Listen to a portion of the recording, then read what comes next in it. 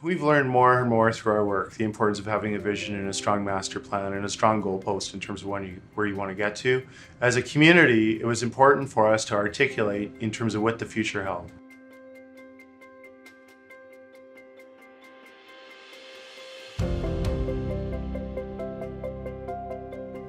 You know, 10 years ago when we were looking at East Village, it was the place where you avoided, to the point where even me in my car, I'd figure out a way that I could drive around East Village, not go through it.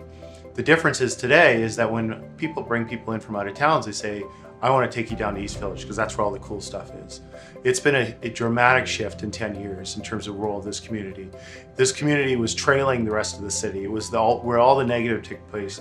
Now it's a point it's leading the city. In the last 6 or 7 years, we've seen developers come from Calgary. We're seeing developers from all over the place invest in our community to the point where we've attracted over $3 billion of investment to East Village. So within 12 months of our winning the International Design Competition, we prepared the East Village Area Redevelopment Plan. We master planned the 50 hectares at East Village to incorporate a number of key elements. A new residential population of 12,000 could enjoy the acres of riverside walks, an island nature park, new urban squares and community gardens. These spaces were framed by the architectural forms of the iconic new National Music Centre building, as well as the Bow Valley College, the recently unveiled Public Library and the restored heritage buildings. So this ARP enabled the immediate sale of 50% of the master plan's parcels, and it was sold on to developers from Vancouver and Toronto. The streets themselves were animated by shops, bars, cafes and restaurants. We also introduced boutique hotels and workspace facilities to create a model downtown cultural quarter for the city.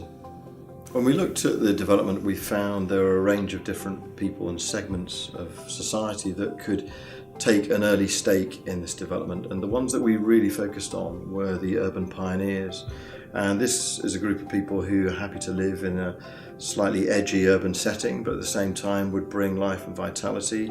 Part of that group might include students, as well as young professionals, and these are indeed the sorts of people who've already started to move into that area, and these have blazed a trail for the families and people of a more settled nature who then come in after that. And this has been our philosophy in terms of settling this area, which has had such a checkered past. The greatest proof point in terms of Broadway Malyan's vision in terms of happening today is the fact that 1,200 units have been occupied within East Village. I can only imagine how many residents are actually living down here.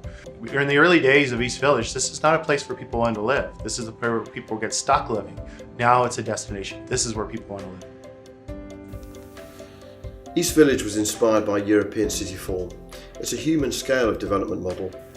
It's a very walkable environment embracing its natural setting and an exemplar of last mile practice. It features a rich mix of uses and a walkable relationship with the LRT stations which are close by. The diversity of its makeup has brought a whole new vitality to the area, which was once plagued by antisocial behaviour. You know what Broadway Malyan did, and they did it better than anybody that I've seen, is they looked globally and said, what are the best practices in this kind of rediscovery of a neighborhood? And they put it into play. And they made sure that we had those key elements that was going to make it attractable to the investor. You know, Broadway Malyan really ensured that we built on best practices of what other cities have done, but made it something that ties into Calgary.